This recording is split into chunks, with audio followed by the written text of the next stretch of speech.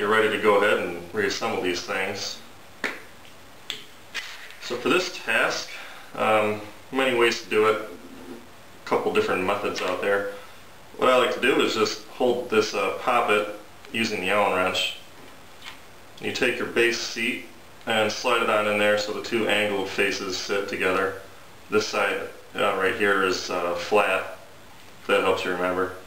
Now I'll take this and get some Loctite on there. And right now I'm using Loctite stick just because I have it available, but you don't have to. You can use liquid Loctite. If that's the case, then use a very small amount and dab it on the threads. And you don't want to put too much on there just because it's not necessary, and it'll make it hard to reassemble. Alright, so as long as you got a little bit of Loctite on the end, you're going to take your other 1/8" Allen wrench and stick it in the front of the piston.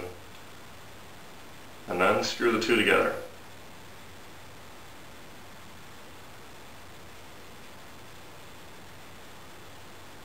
And just hand tight, you don't need to over torque it. The Loctite's there to hold the two together, so a little bit of force is all you need. Done with that. Okay, now take a little bit of grease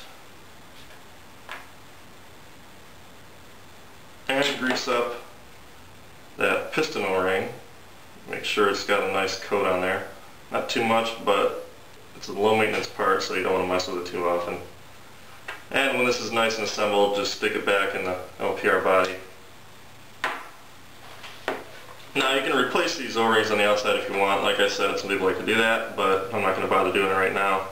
Instead, I'm just going to take this housing section, make sure that spring goes around the poppet, and just screw the two together.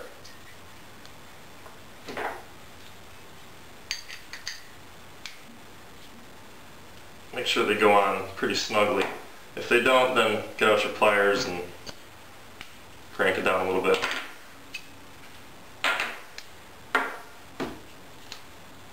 Now take a little bit more grease and put a coat on these outside O-rings. And again, they're not moving, so you don't have to worry about over-greasing them, but of course don't go nuts with the grease since you don't have to waste it. And with everything assembled and greased like that, take your extender cap with this little depressed end in the front and slide it over everything else. It'll go right to the front like that. Now take this 1890 O-ring that seals against the body and push it down around the back. And press it lightly down into the inside of the silver piece, the extender cap, just to make sure it doesn't get crunched when you put it in there. Now, since you removed the valve poppet, you might as well clean it, because as you can see it's got some marks on there from grease. You don't take the gun apart too often, so any chance you have, you might as well go ahead and clean these things. You'll get a lot of dirt off there, and this will extend its life a bit. Now, to reassemble the valve poppet, you want the bolt to be in the forward position. So I just pushed it forward, or you can unscrew it and push the hammer forward. Take the valve poppet and drop it down into the body, gently working it into the inside of the ram. Now the LPR goes in behind it and tighten it down.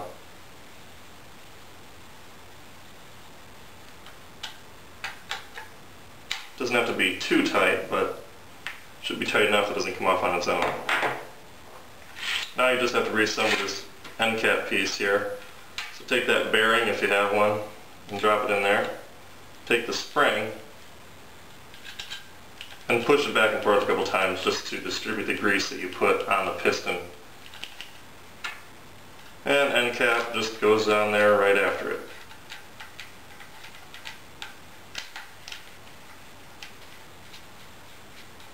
I'm only going to screw it on a little bit because later I'm going to test it.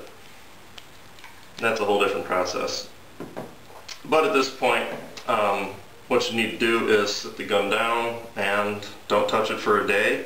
Let all that Loctite in there cure and dry and get ready to go. And then tomorrow or later you can air the gun up and test it out. I suggest leaving the LPR unscrewed like this and just increase it gradually as you go. And if you have a chronograph available, then test fire some shots over it. And you'll watch the velocity climb up to what you want, and whatever you end up at is pretty much the last setting that it was at before you took it apart. So you'll be all ready to go at that point. And unless you have any issues with velocity drop-off and rapid fire, you'll probably be ready to go. If you do, then you can try to adjust your reg pressure and your dwell and all that stuff, but that's a completely separate issue, so I'm not going to go into it now. But besides for that, that will be the end of your LPR disassembly, and you're ready to go now.